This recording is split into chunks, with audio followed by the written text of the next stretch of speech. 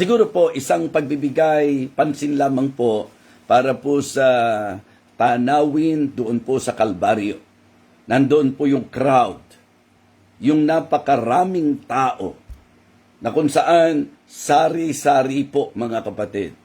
Nandoon po yung mga righteous people, yung self-righteous people actually, yung pong mga solid at religious people, nanduroon po sila. Mga iba't ibang klase ng tao sa paanan ng ating Panginoong Hesukristo. And binigyan pansin ko po sa inyo na ang tanawin po ay tanawin na kung saan nililibak ang ating Panginoon. Siya po ay sinasaktan sa usapang emosyon, matindi po ang pain na nararanasan ng Panginoon. Sa usapan po ng kaisipan, napakasakit isipin na yung mga tao na kung saan minamahal mo, ikaw ay ginagawan ng masama. Nandoon po ang mga materialistiko, sari-saring tao. So, yun po ang tanawin, the crowd, na iba't iba ang kanila pong mga masasabi nating masasamang ginagawa sa Panginoon. And then, the criminals, yung pong mga magnanakaw, actually po, yung kasama po niyang napako, yung dalawang magnanakaw, nanginalanan po ng religion, pero sa Bible po, wala pong particular na pangalan na binanggit po patungkol sa kanila. Pero ang definido, both of them are criminals. Sila po ay mga pusakal, sila po ay masasamang tao, and then, napako sila roon dahil sa kanila pong kagagawan. At sabi nga po ng Bible, kahiya-hiya po ang kamatayan doon sa krus. Sapagkat ang binanggit po ni Apostle Paul dyan, curseth everyone that hangs on a tree. Ibig sabihin, kapag ka po pinag-usapan yung kamatayan sa krus, yan po ang pinakakahiyahiyang kamatayan nung kanilang panahon. Sapagkat ito po ay sumisigaw ng mensaheng, ikaw ay pusakal, ikaw ay masamang tao. And imagine, doon po inihanay ang ating Panginoong Jesucristo. Ibinilang siya sa mga kriminal. So makikita niyo po na ang senaryo, the crowd, the criminals, and the Christ. Okay, yun po ang tanawid doon sa Kalbaryo nung panahon na yon. At ito nga po ang sinesentrohan natin. Ang Panginoong Jesucristo, partikular, ang kanyang mga salita, ang kanyang 7 huling wika, at dito po sa tagpong ito, matapos po ang malakas na sigaw ng ating Panginoon, Father, forgive them for they know not what they do. Mukhang na-convict yung isa sa dalawang kasama niyang nakapako. Yung isa sa dalawang kriminal na kasama niyang napako, mukhang na-convict yung isa. At ito po ang tagpo na kung saan dito po nakapaloob ang ikalawang wika ng ating Panginoon. Samantalang siya po'y nakabayubay sa krus. Okay?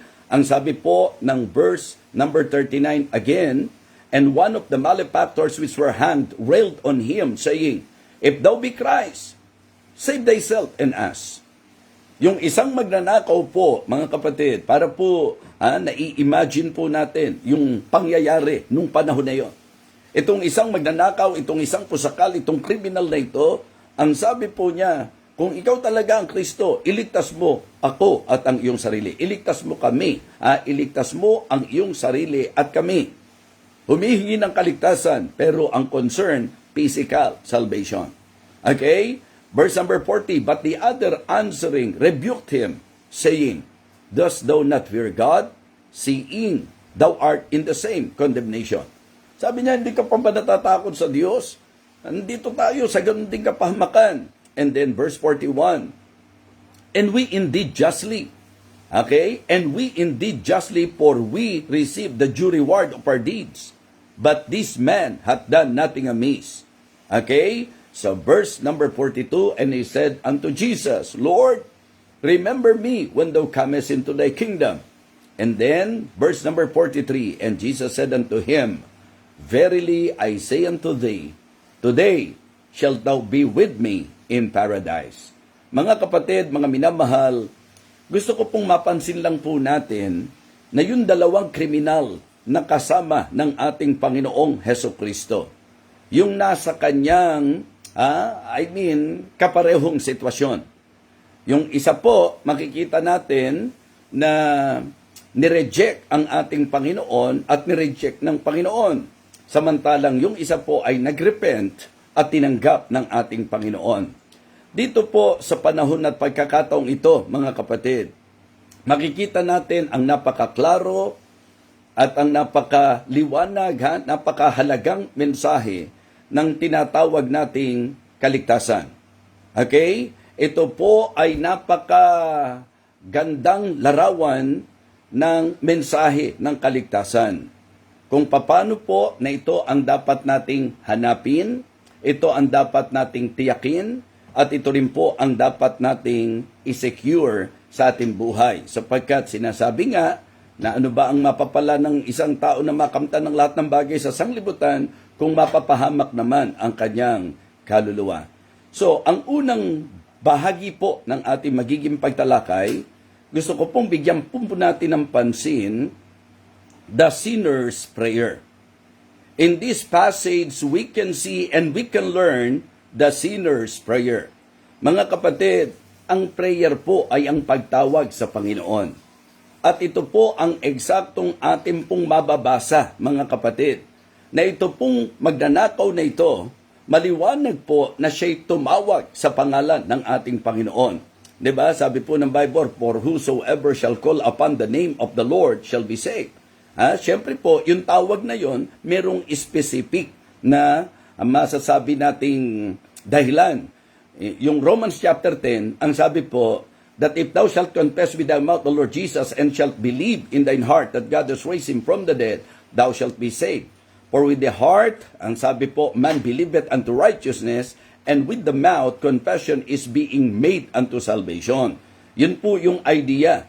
Yung bang kikilalanin mo ang Panginoong Jesus. Kaya sabi niya, di ba, Lord, remember me when thou comest into thy kingdom. So tumawag siya sa Panginoon. At dito po, ating magandang mabigyang pansin na ang sinner's prayer po, ang ibig sabihin lamang po nito, ang pagtawag sa Panginoon para sa kaligtasan ay biblical. For whosoever shall call upon the name of the Lord, sa konteksto po na pagtawag para sa iyong kaligtasan, sapagkat iyan po'y maliwanag na pagkilala. Just try to imagine yung kanilang sitwasyon, na pare-pareho naman silang nakapako, pero ito pong magnanakaw na ito, tumawag sa Panginoon para sa kaligtasan, para sa usapin ng kanyang patutunguhan. Lord, remember me when thou comest into thy kingdom. So, ang unang gusto kong makita natin sa puntos natin, the sinner's prayer. Diba? The sinner's prayer. Ang sabi niya, maliwanag po, Lord, remember me when thou comest into thy kingdom. So, ilang bagay po ang gusto kong bigyang pansin po natin patungkol muna po sa pahayag ng magnanakaw na ito. Okay? Una po, his heartfelt confrontation. Alam niyo yung pinakatag po dito? Mararamdaman niyo sa puso niya yung matinding pagsaway niya doon sa kapwa niya magnanakaw. Diba? Again and again, babasahin po natin ito. And one of the malefactors which were hung railed on him, saying, If thou be Christ, save thyself and us.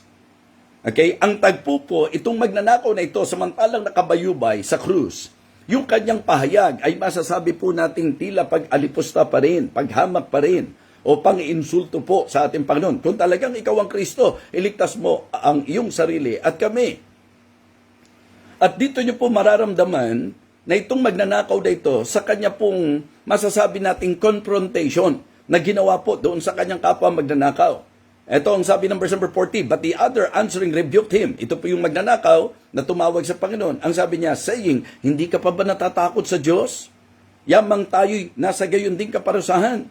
Okay? Maliwanag po na siya ay meron pong masasabi nating kaisipan na sawayin. Yung pong naglilibak na ito sa Panginoon.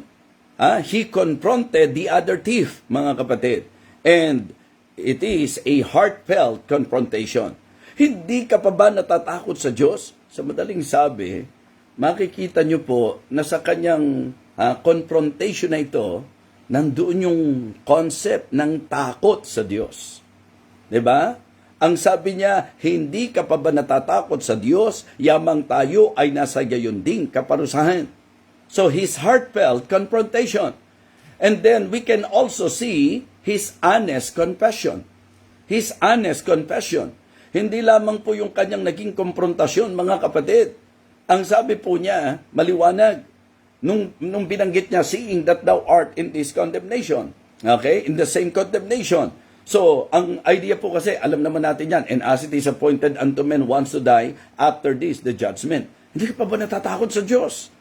His heartfelt confrontation. Okay? He rebuked the other thief. Ang sabi po, mga kapatid, sa verse number 40, okay? Verse number 41, and we indeed justly, for we receive the due reward of our deeds. So makikita po natin, mga kapatid, dito po sa tagpong ito, yung kanya pong honest confession. Sabi niya, hindi ka pa ba natatakot sa Diyos? Yamang tayo nasa gayon din kaparusahan. At tayo sa katwiran. Sabi niya, marapat lang. Sapagkat masasama, ito yung bunga ng ating ginawa. Yan yung pagkilala. Diyan po kinukuha yung pattern na para sa kaligtasan, matuto ka muna na magkaroon ng bagong kaisipan at umamin sa kalagayan mo na ikaw ay makasalanan. Ang sabi niya, and we indeed justly, for we receive the due reward of our deeds. But this man hath done nothing amiss. Mga kapatid, mga minamahal, pansinin po natin. Una, his heartfelt confrontation. Sa panglilibak na ginagawa at doon sa mga statement ng mga pag-aalinlangan, insulto o kung ano paman, damang-dama natin na kanyang sinansala, ito pong isang magnanakaw. Mga kapatid, iyan po makikita nyo yung kaibahan ng kanyang pag-iisip na. Sabi ko nga, marahil siya po ay nakonvict doon sa sinabi ng Panginoon. Patawarin mo sila sapagkat hindi nila nalalaman ang kanilang ginagawa.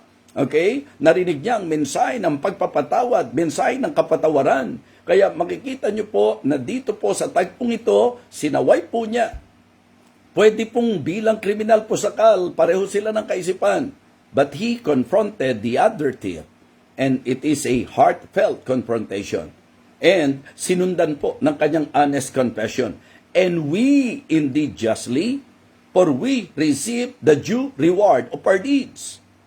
But this man hath done nothing amiss. Kinilala pa nga po niya yung pagiging sinless ng ating Panginoon.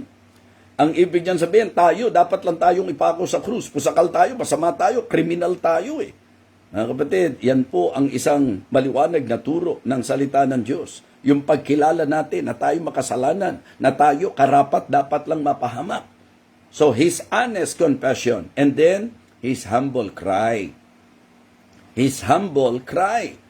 Makikita nyo po after na kanyang i-rebuke yung magnanakaw, after na ipahayag niya ng tapat sa kanyang puso na dapat lang tayo dito, bagay lang tayo dito. But we can see his humble cry dito po sa tagpong ito.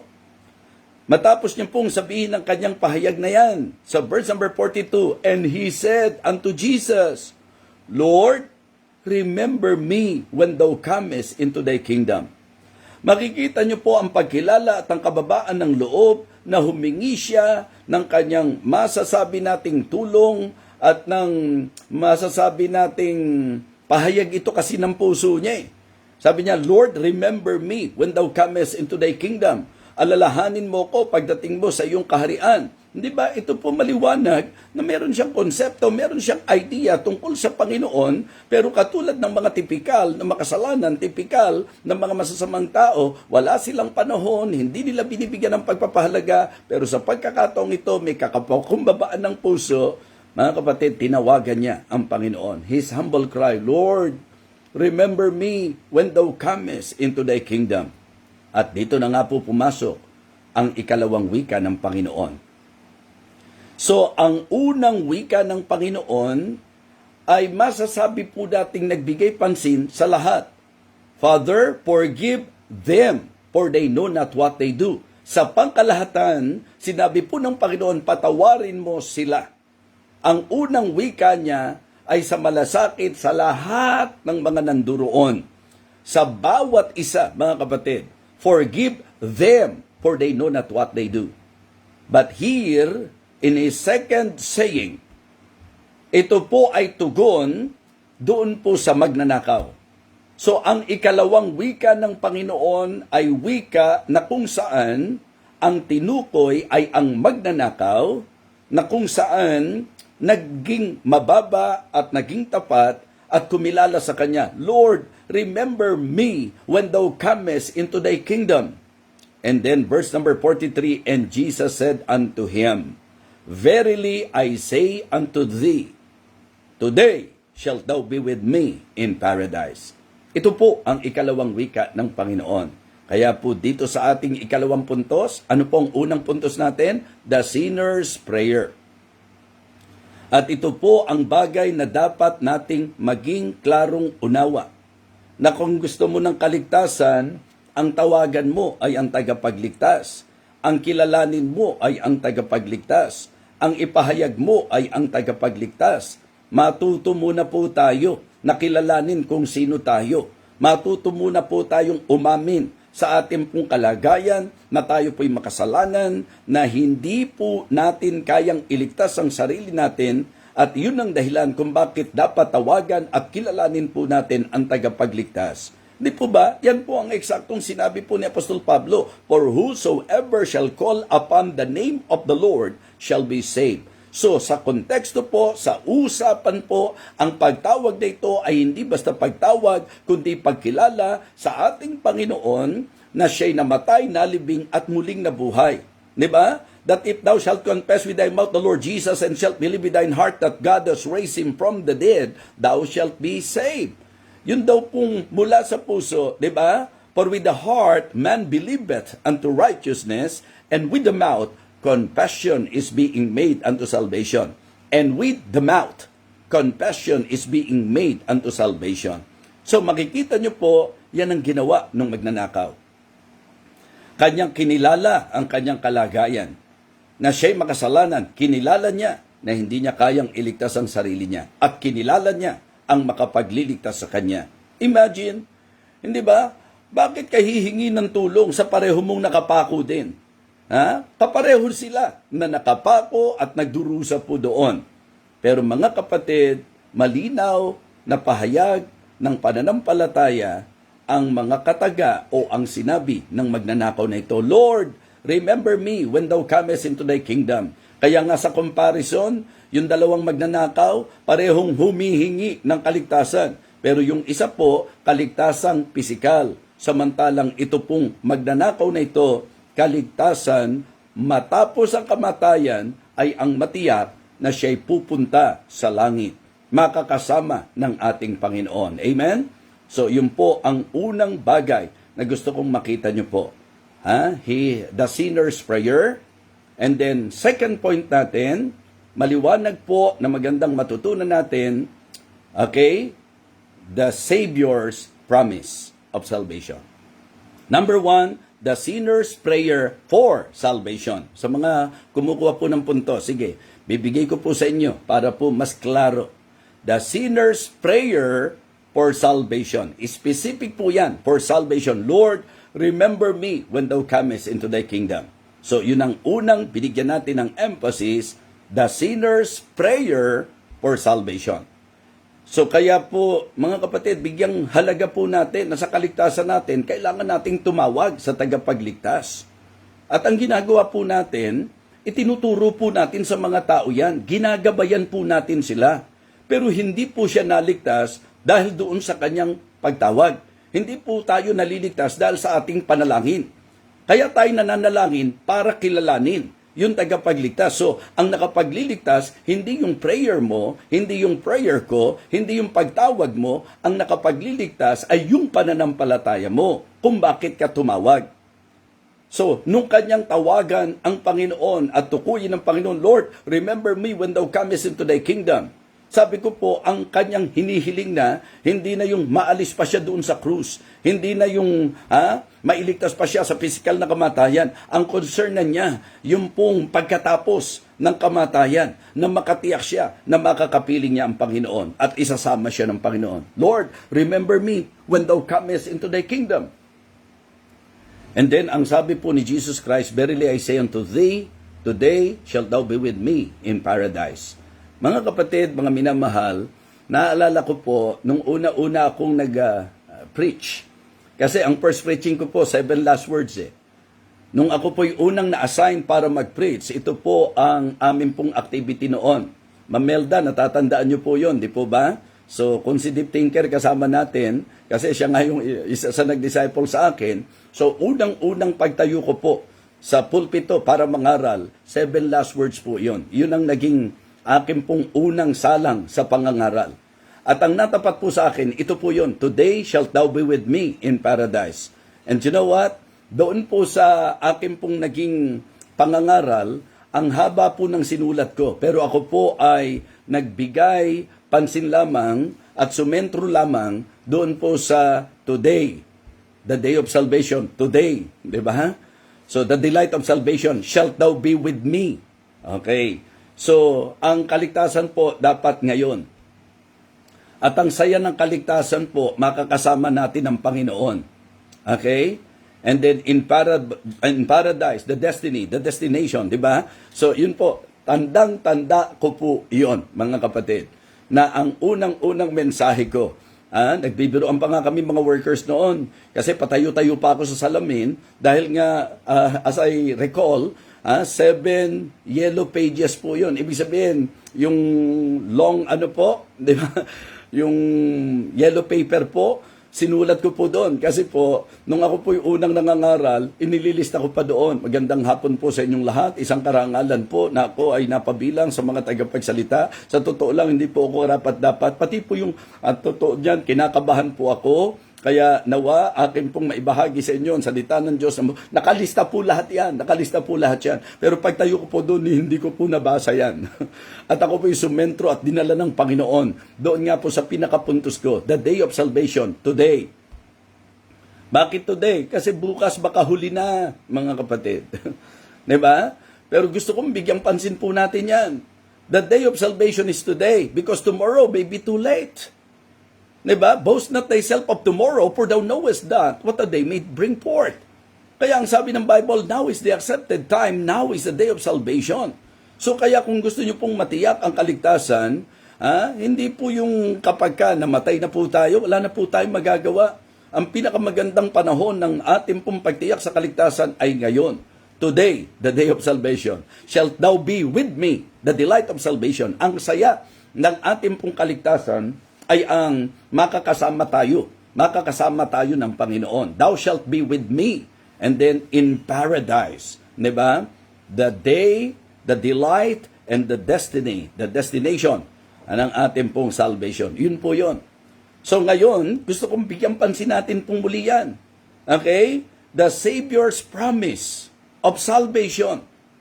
Yun pong second saying, ito pong ikalawang wika ng Panginoon. Ito po ay pangako ng tagapagligtas. Diba?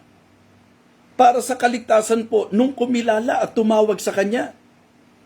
Okay? Para sa akin po, it's personal assurance. It's good na makita natin na ang sabi niya, "Verily I say unto thee." Diba? Ang Panginoon po ay nagsalita ng direkta, mga minamahal, at personal. Personally to that thief na naglagak ng tiwala sa Kanya. Mga kapatid, ang kaligtasan po, hindi po ito pangkalahatan, hindi general ang ibig ko pong sabihin. It is an individual experience. Kailangan po tayo mismo, para pong yung born again, ang born again, hindi po matik yan, mga kapatid. At hindi po pang grupo po yan. Ang born again experience, ito po'y individual. Diba? Remember that passage sa John chapter 3? There was a man of the Pharisees named Nicodemus, a ruler of the Jews. The same came to Jesus by night and said unto him, "Rabbi, we know that thou art a teacher come from God, for no man can do these miracles that thou doest except God be with him." Pero anong sinabi ni Jesus sa kanya? "Verily, verily, I said to thee, except a man be born again, he cannot see the kingdom of God." And then tinanong siya ni Nicodemo, diba? Nicodemus answered and said unto him, how can a man be born when he is old? Can he enter again into his mother's womb and be born? Sinagot siya ng malinaw ni Jesus. Jesus answered, "Verily I say unto thee, except a man be born of water and of the Spirit, he cannot enter into the kingdom of God." Salvation po ang issue dyan. Pero ang born again po, hindi samahan. Ang born again po hindi kapisanan. Ang born again po hindi sekta. Ang born again po hindi religion. Ang born again po ay experience. Yung kapanganakang muli, ito po yung spiritual birth, mga kapatid. Except a man be born of water and of the Spirit, he cannot enter into the kingdom of God. At linaw ng Panginoong Jesus, for that which is born of the flesh is flesh, and that which is born of the Spirit is spirit. Kaya nga para sa akin, binigyang pansin po na physical birth is not enough. Kung pinanganak ka physical, okay, physical yan. But you need to be born spiritually. Okay? For that which is born of the flesh is flesh, and that which is born of the Spirit is spirit. Verse number 7, marvel not that I said unto thee, ye must be born again. E paano po ba tayo ipapanganak na muli? Sa pamagitan ng pananampalataya sa Panginoong Jesus. Yung pagtanggap po natin sa Kanya. Yan po yung ating bibigyang pansin sa 3 puntos po natin. Mga kapatid, mga minamahal, sa usapan po ng pangako ng tagapagligtas, it's personal assurance. Ikalawa po, it's present acceptance. Diba? Today. Sabi ko nga, ngayon natin kailangan matiyak ang kaligtasan. Kaya mali po yung thinking at yung pong mga nakagawiang sinasabi ng tao, walang makatitiyak ng kaligtasan, walang makapagsasabing ligtas siya sa ngayon, sapagkat ang tao habang nabubuhay pa, hindi niya po pwedeng matiyak ang kanyang kaligtasan. Isipin niyo po yung statement na yan. Pag-isipan niyo po mabuti. Kung habang buhay ka pa, hindi mo matitiyak at mararanasan ng kaligtasan, ang tanong ko, kailan mo matitiyak? Kailan mo malalaman? Pag namatay po tayo, sabi ko nga sa isang preaching ko, ano pa po ang kabuluhan na malaman mo, 'di ba? Yung destination mo kung nahandoon ka na. Halimbawa, namatay ka ng hindi ligtas. Saan ba pupunta ang tao na makasalanan? Saan po ba pupunta ang hindi ligtas? Hindi po ba sa impyerno? Kapahamakan po sapagkat ang kabayaran ng kasalanan ay kapahamakan, kamatayan. For the wages of sin is death. Ibig sabihin, eternal separation from God. Separation from God. Okay? For the wages of sin is death, but the gift of God is eternal life through Jesus Christ our Lord. Kaya napakaliwanag po ito na dapat nating mabigyan ng masasabi nating pansin. Yung sinasabi ng taong walang makatitiyak, ito pong magnanakaw na ito, buhay na buhay pa, kausap nga po siya. Sabi niya, Lord, remember me when thou comest into thy kingdom. Ano sinagot ni Jesus Christ? O sige, pag namatay ka. Ganun po ba ang sabi niya? Hindi. Hindi mo matitiyak ngayon yan. Pagka namatay ka. Mga kapatid, nung mismong pagkakataon na yon, ang sagot po niya, today. Today shalt thou be with me in paradise. Doon sa moment na siya'y nagpahayag ng kanyang pagkilala at pananampalataya sa Panginoon, doon din sa moment na yon, natiyak niya ang kanyang kaligtasan. Mga kapatid, ang pagtawag natin sa Panginoon, sa puntong yon, sa moment na yon, tatanggapin ka ng Panginoon. Mga kapatid, because I believe salvation is immediate, mga kapatid. Ang kaligtasan po, kaagad po yan. Hindi po pwedeng sabihin niya, o sige, gumawa ka muna ng mabuti, magpakatino ka muna, magpabautismo ka muna, sumapi ka muna. Mga kapatid, lahat ng itinuturo ng taong yon, hindi niyo pwedeng i-apply doon sa tao na ating pinag-uusapan ngayon, doon sa magnanakaw. Diba? Kung sakali mang may religion siya, kung ikaw ba, ikararangal mo ba yan? Nakasama sa religion mo? Diba?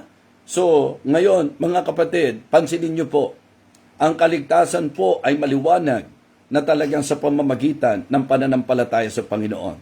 So, it's personal assurance, it's present acceptance, and also, it's permanent abode.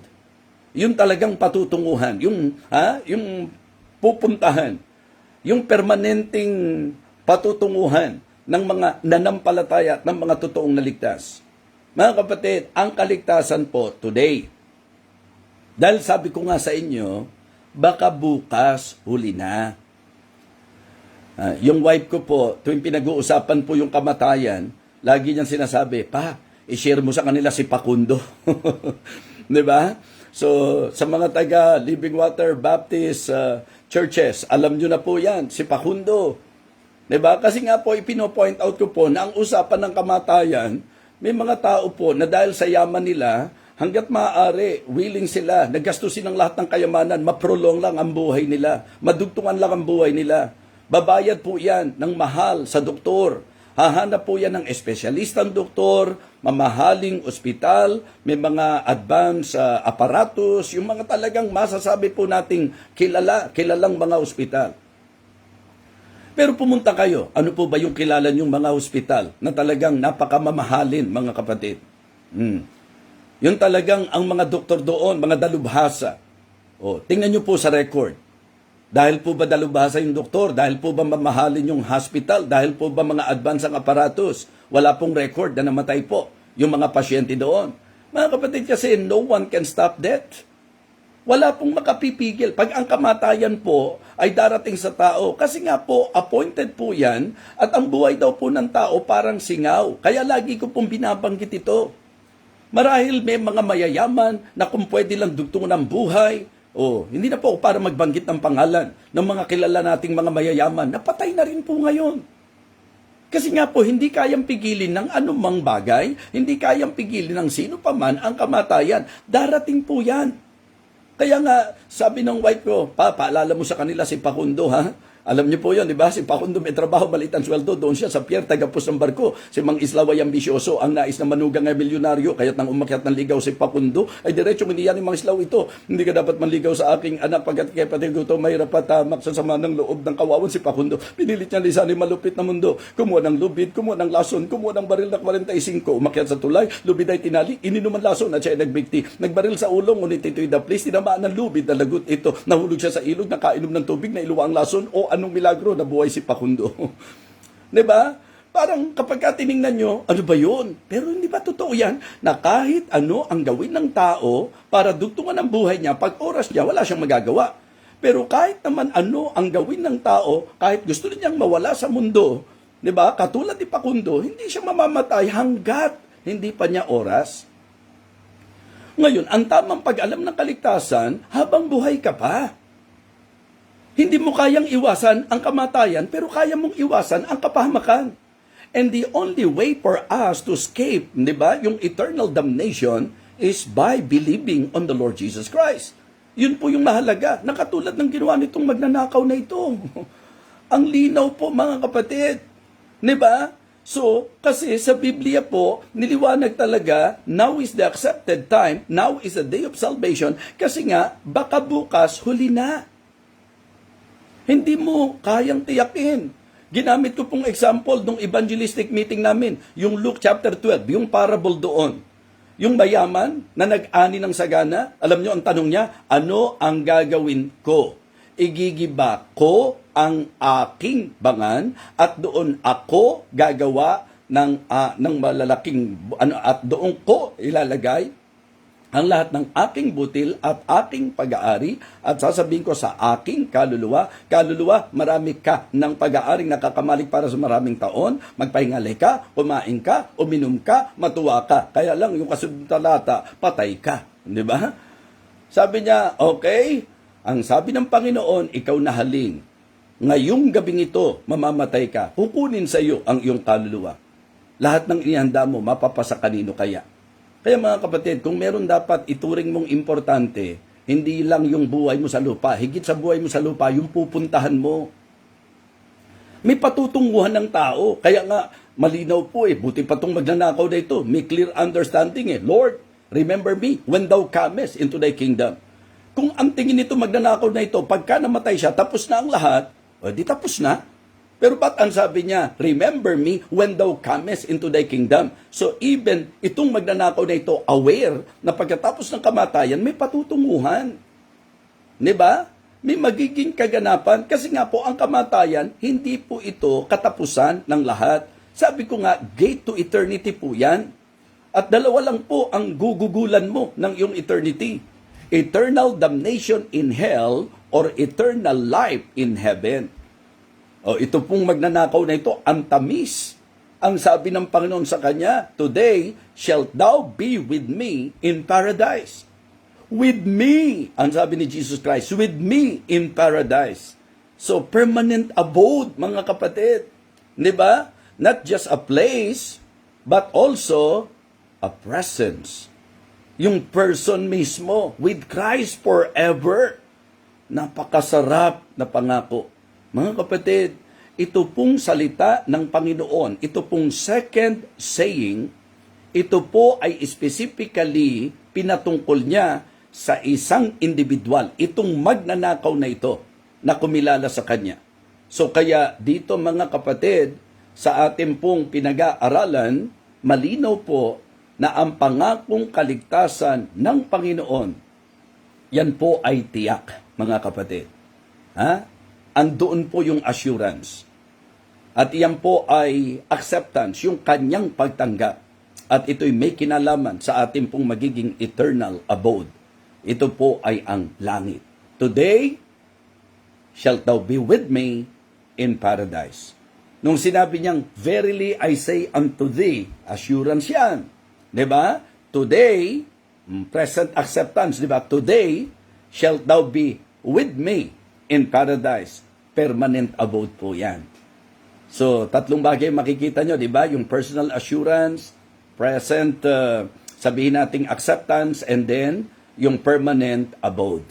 So, napaka-ganda po na tayo ay natututo at naliliwanagan sa turo ng salita ng Diyos. Mga kapatid, bakit hindi iyon ang maging goal natin na ma-share natin ang gospel? At kung ikaw kaibigan, hindi pa nakatitiyak ng kaligtasan, bigyan pansin po natin ito.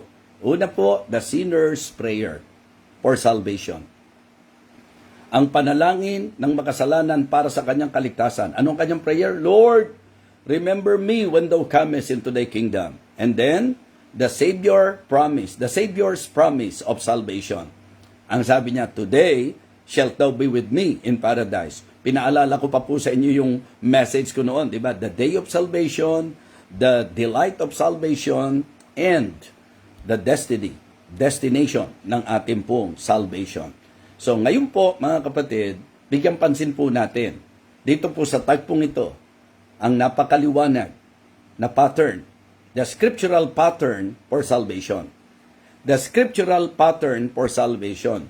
Meron po ako nakausap at ang sabi niya, saan daw ba natin makikita sa Bible na ang mga share natin ng gospel, ililid natin sa prayer.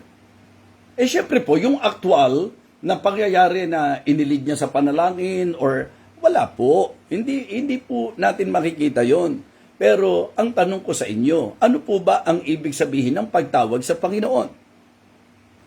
Kasi yung concept pa lang for whosoever shall call upon the name of the Lord shall be saved. Sino man daw po natatawag sa Panginoon, maliligtas. So anong pinag-uusapan? Kaligtasan. Okay? Sino raw po maliligtas? Yung tatawag sa Panginoon. Siyempre po, tatawag para sa kaligtasan. Tanong, paano po ba tumatawag sa Panginoon? Paano po ba? So doon natin ipinapattern yung usapan po ng ating pong salvation. Na kailangan ang bawat totoong nagtitiwala, kumikilala sa Kanya talaga tatawag. Hindi po pwede, mga kapatid, na ang kaligtasan natin ay imbentuhin po natin. Hindi po pwede, mga kapatid. Kasi pag tinignan nyo po sa scriptural pattern for salvation, ang salvation po, favor from God. Diba?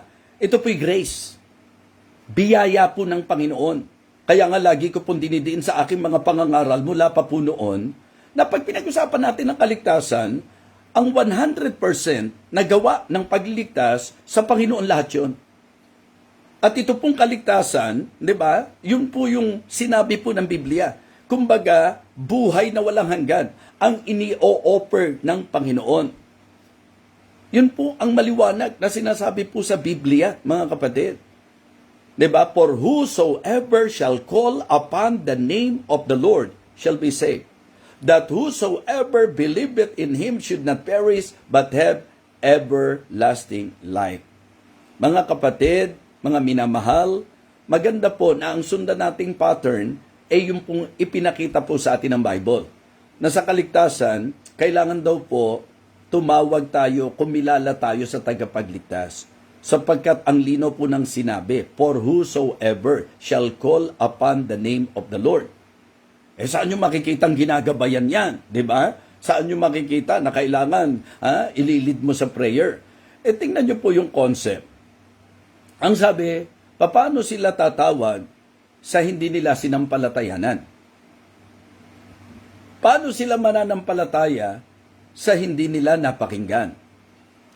Paano sila makikinig kung walang tagapangaral? At paano sila mangangaral kung hindi sila sinugo? Tapos, ang sabi po, pagkaganda-ganda ng paa ng nagdadala ng mabuting balita ng kaligtasan, ng ebanghelyo ng Panginoon. Di po ba? Pero syempre, maliwanag po yan na ang pananampalataya po may pinanggagalingan. So then faith cometh by hearing and hearing by the word of God. So maliwanag po mga kapatid na doon po sa ating pong pinag-aaralan, narinig ng magnanakaw ang mensahe ng kapatawaran. Imagination po ito mga kapatid.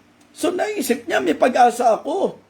Kasi ang sabi, patawarin mo sila. So may mensahe ng kapatawaran. Kaya naman hindi na siya nakisama doon sa mga lumilibak sa Panginoon at maging doon sa magnanakaw na nakahanay sa kanila, kundi malinaw na malinaw, nagbago ang kanyang kaisipan, sinansala niya po yung kapwa niya magnanakaw, and then siya po ay naging totoo, makasalanan tayo dapat dito, at makikita niyo po yung humble cry niya, Lord, remember me when thou comest into thy kingdom, and then the Lord, the Savior, gave the promise to him. At yun po yung ikalawang wika, today shalt thou be with me in paradise. Pero yun yung pattern tumawag po siya. And you know what? Malinaw na kung pag-uusapan natin yung magnanakaw, walang works. Wala. Kasi nga po yung gagawin ng tao, hindi po tayo maliligtas. Hindi niya sinabing, Lord, pababain mo lang ako sa krus. Magpapakabait na ako. Hindi ko na gagawin yung masasamang ginagawa ko. Tutulong na ako sa kapwa, imbis na magnakaw. Ganito, walang ganun. Talagang maliwanag na maliwanag sa kanya after hearing that message of forgiveness. He realized, yun ang kailangan niya, yung mapatawad siya, mga kapatid. Kaya ang sabi niya, tayo dapat lang, makasalanan tayo, pero ito wala po siyang ginawang masama. Walang ginawang masama ang Panginoon. Kaya sabi niya, ito kikilalanin ko, Panginoon, alalahanin mo ko pagdating mo sa iyong kaharian. At napakaganda po ng pangako, napakatamis. Kaya ang ikalawang wika ng Panginoon, napakatamis na pahayag ng Panginoon yan. Kaya alam po, doon mismo sa magnanakaw. And that statement and that promise, I believe, makakamtan ng sinumang mananampalataya sa Panginoon. Ang pattern po ng scripture sa salvation, grace po, favor from God. Ikalawa po, through faith in God. Diba? Favor from God through faith in God. Pananampalataya po sa Panginoon, mga kapatid. For by grace are you saved through faith, and that not of yourself. It is the gift of God, not of works, lest any man should boast. Remember the Philippian jailer, mga kapatid?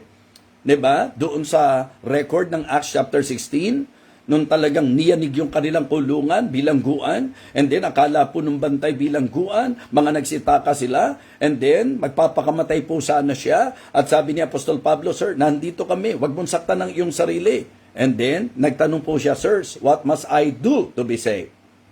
And then, ang sabi ni Paul, believe on the Lord Jesus Christ, and thou shalt be saved and thine house. So mga kapatid, ang scriptural pattern for salvation, una, favor from God. Grace po yan. Ikalawa, through faith in God. Diba? Sa pananampalataya po yan. Hindi po sa pagsapi, sa kung anumang samahan. Hindi po yan sa pagiging panatiko at deboto sa relihiyong ating kinabibilangan para tayo po masave. Pananampalataya po ang kailangan. Yun po, dapat maisip nyo yan year after year. Ano inaalala natin? Yung ginawa ng Panginoong Kristo. Huwag mo lang alalahanin ang ginawa ni Kristo taon-taon. Panampalatayanan natin yung ginawa po niya. Ang ginawa po ni Jesus Christ ay hindi po niya ginawa para magkaroon tayo ng taon-taong palabas, mga kapatid. Natatandaan ko noon, yun po yung isang curiosity, yun po yung isang enjoyment, yung mga lakad barkadahan, para po sa mga sinakulo po ba tawag doon, o yung mga palabas po, parang reenactment, yung something like that. Pero actually po, Jesus Christ did that, hindi para magkaroon po ng palabas. So hindi kailangan po na alalahanin mo lang yung gagawin niya, yung ginawa niya, aalalahanin mo lang taon-taon, hindi po. Kundi panampalatayanan natin ang ginawa ng Panginoon kasi sa scriptural pattern for salvation, faith ang kinakailangan. Pananampalataya po, minus nothing, plus nothing, minus nothing. Pananampalataya po. Believe on the Lord Jesus Christ and thou shalt be saved. Wala kang pangahawakang iba. Hindi sarili mo. Kasi tayo, dapat lang tayo dito. Yan ang sabi nung magnanakaw. Diba? Hindi kung sino-sino na po pwede mong tawagan. Si Jesus Christ lang. At hindi ba pananampalataya yan? Kasi makikita nyo po, kung by sight, ba't ka naman hihingi ng tulong sa pareho mong nakapako din? Maliwanag po mga kapatid na pananampalataya yan sapagkat siya'y nagkaroon ng tamang pagkakilala kay Jesus Christ bilang tagapagligtas. And you know what? Una po, favor from God yan. Yan ang scriptural pattern for salvation, grace. Favor from God. Second, true faith in God. And then, from God alone. Ang kaligtasan po ay mula sa Diyos lamang. Wala na pong ibang panggagalingan ng kaligtasan. Kaya kapag kami nagtuturo po sa inyo ng ibang paraan ng kaligtasan at merong ibang panggagalingan ng kaligtasan, mali po, sapagkat ang kaligtasan sa Diyos lang po nagmumula. Particular kay Jesus Christ, being the only Savior, ayon sa sinabi po ng salita ng Diyos. 'Di ba? Only Christ could save sino man, anyone. 'Di ba? So mga kapatid, no religion, no ritual, kundi si Jesus Christ lamang po. Hindi po pwedeng gawin mo to, gawin mo to, gawin mo to. Hindi po. Pananampalataya lang po. Wala kang idadagdag. Wala kang idadagdag sa ginawa ng Panginoong Kristo. Hindi mo na kailangan parusahan sarili mo. Hindi mo na kailangan magpakahirap. Hindi mo na kailangan magpapako sa krus. Hindi mo na kailangan magpasa ng krus. Hindi mo na kailangan magbilad sa init ng araw. Ang usapan ng kaligtasan, lahat ng yan ginawa ng Panginoon. Ang kakailanganin lang po natin ay ang panampalatayanan natin ang ginawa ng ating Panginoon para po sa atin. He died for us. Lahat ng ito, mga kapatid. Kaya napakagandang paalala, napakahalagang mensahe, mga Kristiyano. Amen? Napakahalagang mensahe po nito. Today shalt thou be with me in paradise. Ito po ay mga kataga o salita ng kaligtasan na particular and specifically ibinigay po ng Panginoon sa magnanakaw. Mas madali sa kanyang umamin. Yung mga nahanduroon po, yung pong nasa crowd, mga kapatid, marami po sa kanila. Posibleng yung iba relihiyoso, yung iba righteous sa kanilang sarili. Pero mga kapatid, advantage po kapag ka ang tao umamin na siya'y makasalanan. Because very clear in the Bible that Jesus Christ came not to call the righteous but sinners unto repentance. And we can see that clear picture dito po sa tagpong ito. Kaya mga kapatid, mga minamahal, kumpletohin po natin. Nakadalawa na po tayo. Yung una po, Father, forgive them for they know not what they do. Ngayon po, ang tinalakay natin, today shalt thou be with me in paradise. At maganda pong pansinin natin yon. Verily I say unto thee. Talagang specific para sa kanya na nagpahayag ng pananampalataya. Ang sabi po niya, napakaliwanag. Today shalt thou be with me in paradise. Verily I say unto thee, today shalt thou be with me in paradise. Nandoon ang assurance, nandoon po ang acceptance, at gayon din po ang permanent abode, yung pagdadalhan ng Panginoon sa sinumang mananampalataya sa Kanya. Amen? Yes. Bukas po, mag-uusap naman po tayo patungkol po sa inaddress ng Panginoon sa Kanyang ikatlong wika. At alam po natin yan, di po ba? Ang Kanyang tumayong nanay sa laman at ang Kanyang disipulo na walang iba kundi si John. Di ba? Woman, behold thy son. At sinabi po niya sa kanyang disciple, behold thy mother. Yan po ang tatalakayin po natin bukas sa ganito ring oras at himpilan. Amen? Ito po ang 7 huling wika ng ating Panginoon. Let us pray. Our gracious loving God, ngayong pong sandaling ito, nais po namin na panariwain sa aming isip ang iyong ikalawang wika na iyo pong ipinahayag, iyo pong ipinangako sa isang magnanakaw na natuto pong kumilala ng kanyang kalagayan na siya'y makasalanan, natutong kumilala sa hindi niya kakayahan na iligtas ang kanyang sarili, at natutong kumilala sa tanging makapagliligtas sa Kanya. At ito ay walang iba kundi ikaw. Panginoon, ito po ang aking panalangin na ngayong umagang ito sa message na aming napakinggan, nawa kung meron pong nakikinig at nanunood ngayon na hindi patiyak ang kanyang kaligtasan, nawa katulad ng magnanakaw na ito, kilalanin po namin ang aming kalagayan na kami makasalanan at kilalanin namin na hindi namin kayang iligtas ang aming sarili, kaya kailangang manampalataya kami sa iyo bilang kaisa-isang tagapagligtas, kaisa-isang daan patungo sa langit. Ipinagkakatiwala ko po sa iyo ang sandaling ito. Nawa, gawin po namin ang pagtawag sa iyo ngayong umagang ito. Sa pangalan ni Jesus, sabang nakayuko at nakapikit ang bawat isa sa inyo. Kung ikaw ay hindi nakatitiyak ng iyong kaligtasan, kung ngayong umagang ito, as you listen to this message, katulad nung magnanakaw doon sa krus, ikaw ay na-convict, aminado ka na mali ang ginagawa ng mga tao sa Panginoon, sapagkat sa katotohanan, ang tao ang dapat mapahamak. Hindi po si Jesus ang dapat mapako sa krus, hindi po siya ang dapat sinugatan, hindi po siya ang dapat sinibat sa tagiliran, hindi po siya ang dapat pinutungan ng koronang tinik, hindi po siya ang dapat magtigis ng dugo, hindi po siya ang dapat mamatay sa krus ng Kalbaryo. Pero pinili ng Panginoon na akuin ang kabayaran na marapat sana para sa atin, para sa ating kaligtasan. And for us to enjoy His offer salvation, His offered salvation, ang kailangan po katulad ng magnanakaw, tawagan po natin siya. Sa Kanya po natin ilagak ang ating pananampalataya. Hindi sa relihiyon, hindi sa magagawa mo, hindi sa kung ano pa mang ritual ng tao, kundi kay Jesus Christ na nagbayad ng ating kasalanan. So, kung ngayong umagang ito gusto mong tawagan ng Diyos, gagabayan kita. At ang laman ng ating magiging pagtawag, pagkilala na tayo makasalanan, pagkilala na hindi natin kayang iligtas ang sarili natin, paghingi ng tawad sa Diyos, at buong pananampalataya, pagtanggap sa Kanya, tatanggapin natin siya bilang tagapagligtas. Kaibigan, sumunod ka sa panalangin ito ng tapat sa iyong puso, Diyos ang iyong tawagan. Dakilang Diyos, salamat po sa iyong salita. Salamat po sa liwanag ng iyong salita.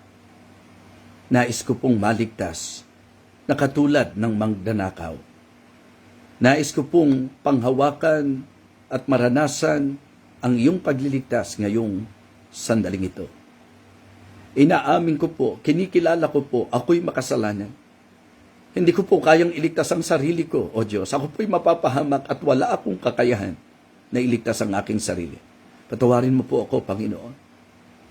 At alalahanin mo po ako, Panginoon. Binubuksan ko po ang aking puso. Buong pananampalataya, tinatanggap kita bilang aking tagapagligtas. Buong pananampalataya, ikaw ang aking tagapagligtas.